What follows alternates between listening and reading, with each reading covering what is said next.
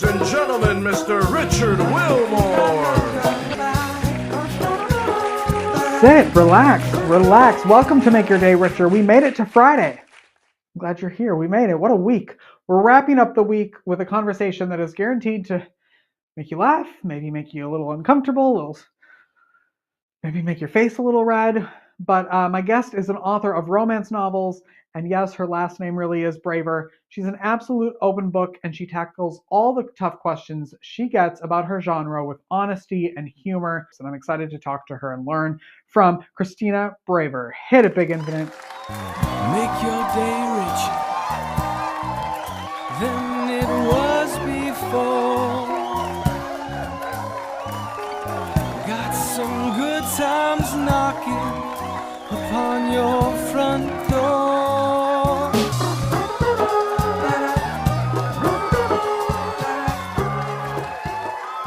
Christina, this is what I was going to ask you.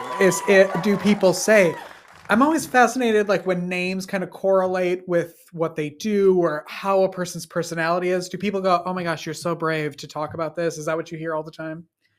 I actually don't hear that all the time. They don't use that word. I think that was more for my own edification, but people do. I get all kinds of questions about how can you write. I get very few judgmental questions. I do get a couple of judgmental questions because I'm a Christian and I'm pretty out about it. And so people are like, how can you do this? But then other people ask, like, is this is the funniest question. People ask me if it's autobiographical. Wow. No. I write no, Christina said no. Oh, and my partner would he is an introvert. He's a tech nerd. He is lovely. But if I was to reveal things about our real life, I don't know that he could I did say one thing one time but it was very complimentary, but it was true. Or I led people to believe something about our intimate life, but it was very complimentary. But other than that, like he would be mortified if I does he listen to when you do interviews, or does he read the books, or is he like, that's you and you have at it? I mean, a little bit of both. So like he has read some of my books. I will talk with him about things because I write dual POV. I write from the male POV as well. Mm-hmm. So I want to talk to a man. I'm not a man. So I want to talk to a man about this thing. And there is a little bit of a funny story. He read a book of mine and it's the hero, all my heroes are pretty swoony, pretty, engaged in making sure their partner has pleasure and wanting to open and vulnerable, wanting to do the thing, like wanting her to tell him, like, how can I really make this great for you? Because I want to be great. Mm-hmm. And so they're having this really swoony moment and he goes down on her and she offers to go down on him. And he's like, no, I really want tonight to be about you. And my husband was like, that is a bridge too far. Like no man turns down blowjob, like nobody. So I was like, okay. So I took that part out, So he has read them and given me some feedback to that degree. He's like, no, that's completely unrealistic. I mean, it'll never happen even in a fantasy world. Yeah. Correct. The Millennium Falcon can absolutely fly. There are schematics that break the laws of physics, but a man turning down a blowjob, no way. Not going to happen. In the history of blowjobs, really. No, never. Yeah. So it was a little bit funny. And he has listened to a few podcasts. He doesn't listen to all of them, but I do. I'm a super open book and I do confess. One of the things I'll never be able to commit a crime because I confess immediately. So while you're doing it, you'll call the cops and be like, I will. I mean, probably, yes. That's just the person that I am. And it's sort of annoying at times, but he knows I would never, I could never do anything intentionally to harm him. And so when I do ever talk about him, I usually say, oh, I was on a podcast today and this is what we talked about. And he'll be like, okay. Sometimes, I mean, I know my limits. We've been married for 27 years, so I know my limits. Have you, well, we won't ask any questions about him, so you're safe. What's your husband's name? His name is Greg. Greg, you're safe. You can watch this one and not be embarrassed or mad. You've always been, okay, so I don't even know where I want to start with you because one, I wanted you on here because this is a topic that I think I've only talked about it once on this show and probably half a time in real life. Like, I'm the person that's like, it doesn't exist. Nothing happens. Storks come from babies, or babies come from. Babies come from storks. See, you're making me all nervous. I'm screwing up my words. Anyway, but I used to work at Borders. Remember Borders? And the most popular section were romance novels. And as a young 20-year-old, to me, in my brain, it was all the like, and no offense, because I've also had them on this show, the little lonely cat ladies who were at home and, had no fun in their life. And that was Mm-hmm. but I love that you are you're like, no, that's not what this is. And have you always been open and free with the way you talk about it? You have. Look at your eyes lit up when I said that. You were like, of course. No. There's a couple things I want to unpack there, but the first one, to your question. So I grew up in the southeastern United States, conservative area, always really has been. I grew up in the church. I've been a Christian my whole life, so I received a lot of negative messages around sex and sexuality. And as I grew older, went to college, met new people, and I intentionally went to college in the North because I knew there was something I was missing. I needed to get out of the culture I was in. So I intentionally went to a more liberal, progressive college. And so as I got exposed to new people and new ideas, I realized the harm that those more restrictive messages had, the harm that had done me. So I kind of went on this personal mission to understand sex and sexuality in a positive way. I have a master's in clinical psychology. I read a ton of books by sex therapists, and I try to communicate about that as much as possible, about what I read, and exposing new ideas to people on the street. I'll stop them and say, "Hey, did you know this?" It's embarrassing for my friends and family, but I feel like it's that important to get some of these messages out. And then we have two children, grown. I have an 18-year-old daughter and a 22-year-old son, and my husband and I were very committed to raising them in a sex positive home. And what that means is that talking about sex is okay. Um, my relationship with my spouse is not open for discussion. My children don't want to know. I don't want them to know. But they do know that their father and I have a sexual relationship. They just are like, way screaming, right?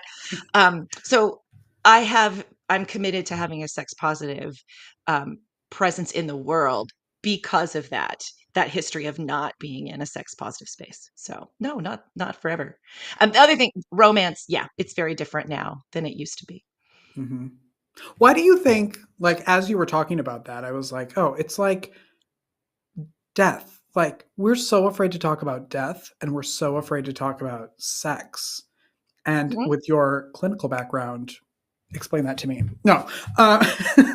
Why? Why are we so afraid to talk about stuff that it's like talking about pooping and farting. Like, we all do it. Why are we so scared afraid to talk? I agree. I mean, this is a question I ask myself all the time, of course, my education, I know that historically, women, we can get into sort of the history of the patriarchy and history of women. More recently, in recent centuries, women have been seen as sexual. That has been seen as bad. Sex became maybe some women's only form of power. It wasn't until the Industrial Revolution that marriage was about love. All the centuries before that, marriage was about procreation and property, right? Survival. If a woman didn't get married, she didn't survive. She didn't live. And marriage included sex. And so sex became sex had always been sort of this just thing. Now that we're in a time when marriage and relationships are about love and commitment, talking about sex takes on a little different level of depth, I think. But ultimately, I think part of the reason we don't talk about sex is because of fear, because there's just not enough education none about sex out there. None of us really feel smart enough or educated in it to talk about it. 12 states in the United States right now don't require sex education to be fact-based. Wow. So what is it based on? I mean, we can get into that, but my guess is that it's not a lot of facts and education and information. And studies show that the lack of sex education does not prevent sex. It prevents healthy sex. It prevents safe sex. It prevents pleasurable sex, but it does not prevent sex. And so we've got to, I think a lot of it is just we don't have the fundamental tools to talk about sex in a healthy, safe way. And so we don't. Yeah. Well, and to your husband's point, like we don't want to sit around and be like, well, this is what I did last night, and this is what, like nobody wants Right. to just sit around and do that either. So. Right. Right. And particularly men, because culture, at least, the patriarchy tells men that they're supposed to know everything there is to know about sex. Mhm. The patriarchy would expect men to pass a calculus test without ever having gone to class. So the patriarchy expects men to know everything there is to know about sex without supporting education for them, without making it culturally okay for men to get together and say, hey, man, what do you do when you're down there? Or, Yeah. or how do you, we're just supposed to know. And women are Mhm. just not supposed to know, to the point where like some women, I've read some articles where men are saying like, if she tells me what to do in the bedroom, what do I bring to the equation? It's almost like men's masculinity is threatened if a woman says, touch me here or do it this way, because he's supposed to know. And that's what Mhm. he brings to the equation.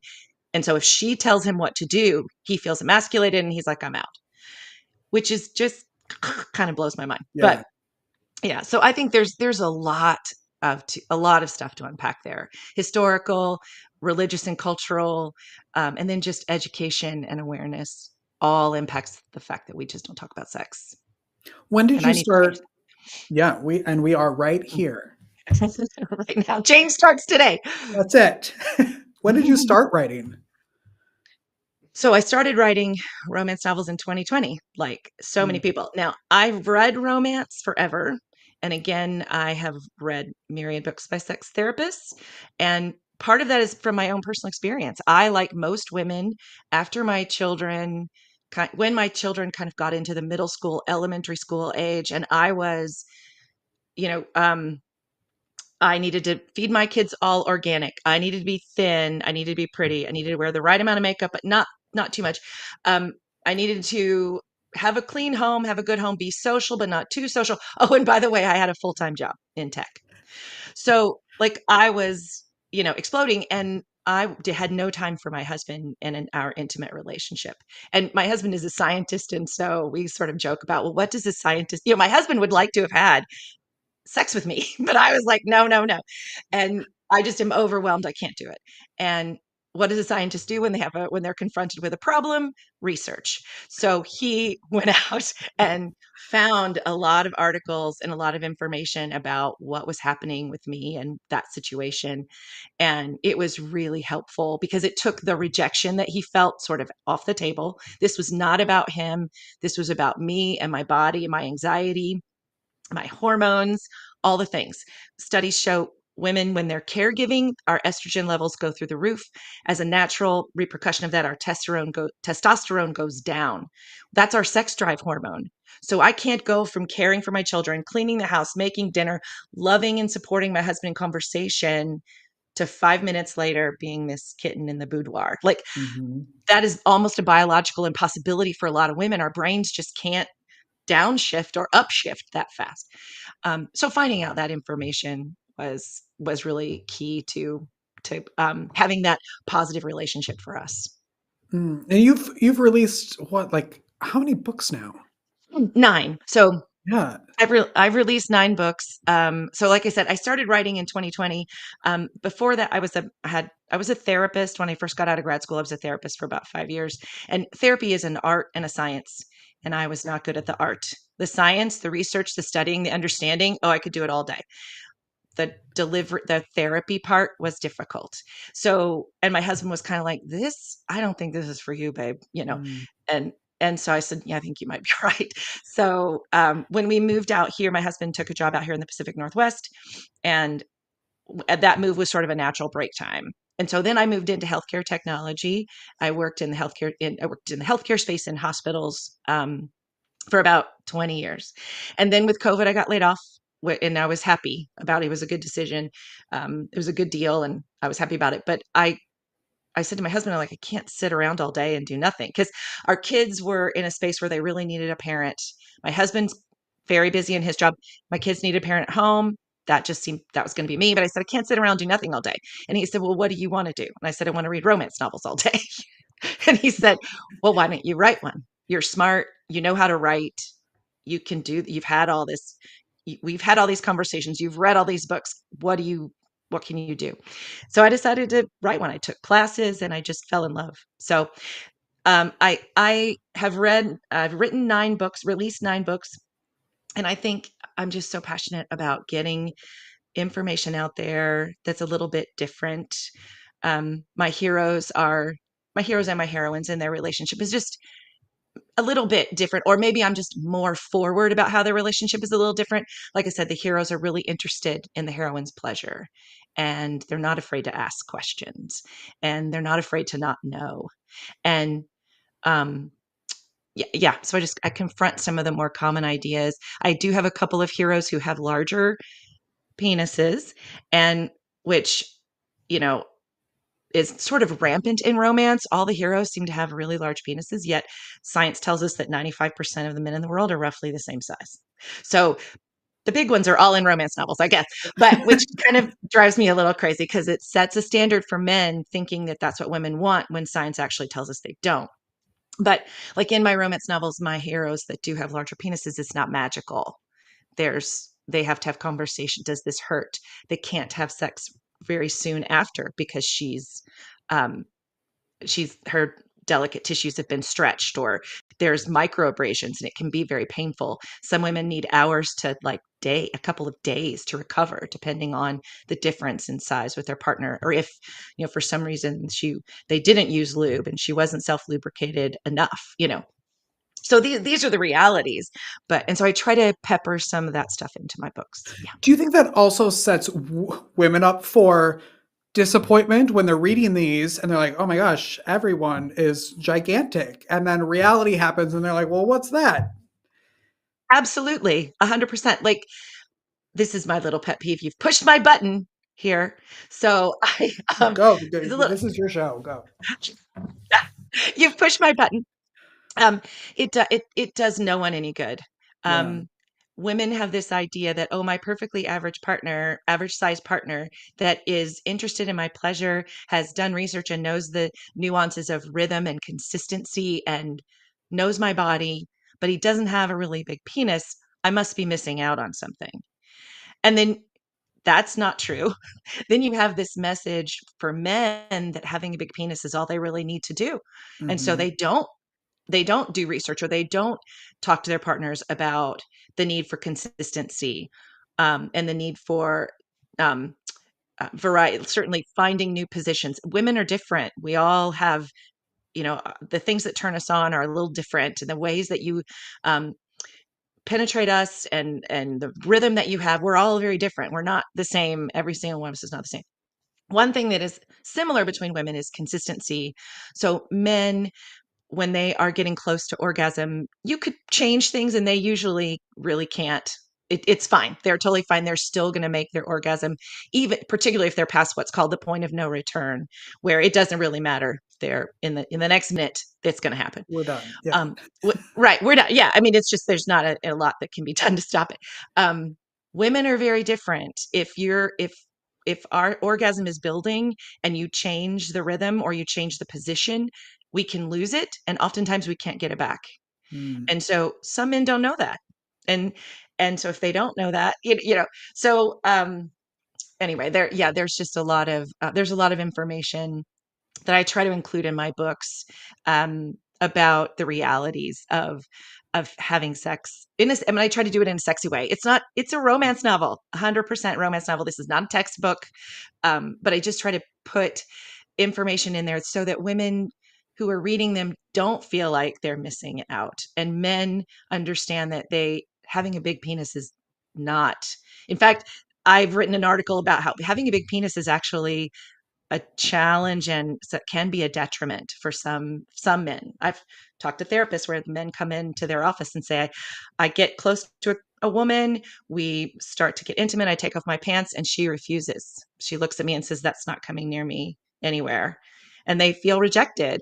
So, Hmm. studies show that it's not having a big penis is not it's not magical, and it isn't really what women want. 80% of women self-report having perfectly satisfying sex with their partners. And if 95% of the men in the world are roughly the same size, then you can put those two data points together and say that a lot of women are being satisfied by an average size penis. So, but there's this message out there that having a big penis is all the rage. That's what you're supposed. That's the sign of a real man. Yeah.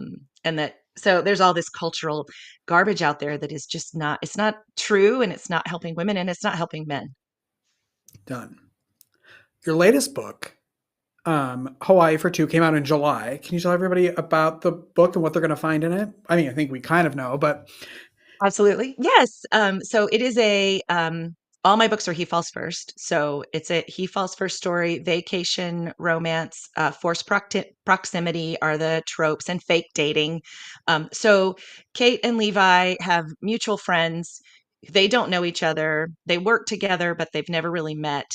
They have mutual friends that end up getting together and going off on trips that Levi and Kate were supposed to go on with them. So Levi and Kate find themselves free for the week. And Levi is kind of a swashbuckler archetype. And he's like, well, I'll just go on you with your vacation. I'll just go with you on your vacation. So she's like, what? And they have conversations and it works. So he goes with her on her vacation to her family. Her middle sister, I'm sorry, her younger sister is getting married. Um, and so they're going to Hawaii for a family wedding, and there's some complications there. But Levi and Kate sort of develop this relationship based on fake dating, but as all fake dating tropes, then it becomes a little real, and it becomes a lot real. Um, a couple of the issues are Kate has some body image issues, and Levi is, healthy and fit and outdoorsy, and Kate has trouble accepting that he could be attracted to her the way that her body is, because she's not fit, and she's got curves and she's got dimples, cellulite on her thighs, and Levi actually likes that, and she just finds that so hard to believe. And also, Levi is pretty. He's an average sized man. He has an average sized penis, and she makes a comment about how, like, thank God it's not too big. And he's like, wait a second, I don't think I want to have this conversation. And she's like, no, no, no, no, no. My ex did, and he did nothing. Like, he just put it in and laid there, and that was supposed to be all he needed to do. And she was like, no, no, no, you're way better. But she struggles with orgasm. She has some light trauma around sex. And so she struggles with orgasm with a partner. And so they work together to figure out how to make that happen. And Levi is just so much more open to the idea that orgasm is not the only way to end a sexual encounter. Or that he can, and a lot of times in romance novels, she always has to come first, which I'm all for that. However, it's not also a realistic perspective too. He can come first, and then he can do other things for her. It doesn't have to be one way or the other. So, and depending on the age of the man, he could come first, and then they find some things to do for 15 or 20 minutes while he works through his refractory period, and then we're right back to where we were. So, where can people find you out there in the world? the best place to find me is on my website at ChristinaBraver.com, and that's Christina with a CH. There's all the information you could ever need. I have links to podcasts. I have a resources tab that I'm really proud of. I list a lot of my favorite books by sex therapists that I recommend for people to read. Just a lot of great resources out there. If people are interested in learning more about sex and sexual health, please go to my resources tab. If you don't buy my book, if you don't even read anything else on my website, go to my resources tab and just check out the recommended books there. Good. What do you love most about your life right now? Oh my gosh, that's a great question. Gosh, I don't know. This being able to go on podcasts like this and talk about this, like, freedom of speech right now is a hot topic in this Yeah. country. And being able to talk about this stuff and to reach people. And I was just at a yoga retreat, and I was talking about some of these issues with other women, and just to see the lights go on in their eyes, like, oh, you get me. Oh, this isn't me. I have little kids. I'm so tired. I just don't want to have sex with my husband right now. And I don't know how to talk to him about it. And I don't know what's happening in my body. Why don't I want him like I used to 5 years ago? Are we falling out of love? I think I still love him. What's going on? It's like all these questions. And so to be able to provide information to those women and say, no, no, no, go read these resources and see if this is what you feel. See if this is what you think is happening. So that's what I love. And I love laughing. Yeah. Yeah. That's why I wanted to have you on here, because I felt like this is a subject that needs to be talked about, should be talked about, and isn't unless you're hanging out with someone. So I wanted to come hang out with you and I wanted to learn. And speaking of laughing, before we leave today, will you play a game with me? Absolutely. Okay, good. Now, there's no pressure to play this game. However, if you win, the entire non-existent studio audience gets a copy of Hawaii for two. So, no pressure. Okay? No pressure. Okay. The name of the game is Dirty, Flirty, or Wordy. Okay? Okay, I'm I like gonna it. read some prompts, and you have to tell me if they're dirty, flirty, or wordy. Okay. It's completely made up and random. There's no real whatever. There's no real definition of what qualifies as flirty, dirty, or wordy. No, there's the official vibe is here on this list, but I'm not going to knock you points. Okay. This is all right. you. Ready? You get 3 out of 5, and everybody gets a copy of the book. Excellent. I love it. Number 1, a lip bite. Flirty. Okay, good. That was perfect. Number 2, slow burn. Oh, flirty. Okay, well that says dirty, but we'll take flirty. That's fine. Oh, no, slow burn is flirty. It's all flirting. Slow burn is all flirting. Okay. Chapter 3. Wordy. Okay. Probably wordy. Midnight skinny dip. Ooh, maybe dirty. Although, I like the word dirty rhymes with flirty and wordy, so I know you got to use dirty, but I think sexy, but dirty, probably dirty. Yeah, I feel like that's what it's supposed to be, right? A coffee shop meetup. Flirty. It can be. It depends on what you're talking about at the coffee shop, but it could be flirty. It could be wordy. Final one is plot twist. Oh, those are usually wordy. There you go. Perfect. 10 out of 10. Christina, woo! Everybody in the audience gets a copy of Hawaii for two. Thank you so much for being here. Thank you for having me. Like I said, I love to talk about this stuff. And so I really appreciate you seeing me and giving me the opportunity to share it with you and your audience. I really appreciate the time. Yeah, anytime. Thank you for creating this community for people and the openness. Come back anytime.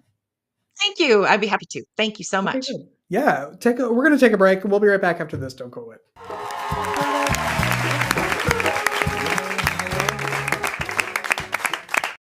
I believe in the power of learning, and so does Smart Deal Academy. This incredible nonprofit serving the greater Charlotte area is changing lives through personalized tutoring, homeschool teaching, and enrichment classes for students of all ages. From pre-K phonics to private music and Spanish lessons, Smart Deal creates a safe, joyful space where kids grow in confidence and curiosity. This work only happens because of generous donations from those who believe every student deserves a chance to thrive. Every dollar fuels one-on-one support, creative programming, and the kind of encouragement that sticks with a child for life. Be a part of that impact by visiting smartdeal.com and make a tax-deductible donation today. Let's build a brighter future together.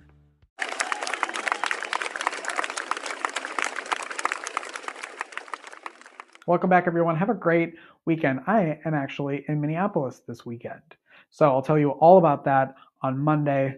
Going to see some friends, some family, go to the Mall of America. So it should be fun. Go make your day richer. Go make somebody else's day richer. You've made mine by watching this show, and I love you for it. We will see you on Monday. Have a great weekend, everyone. Bye-bye.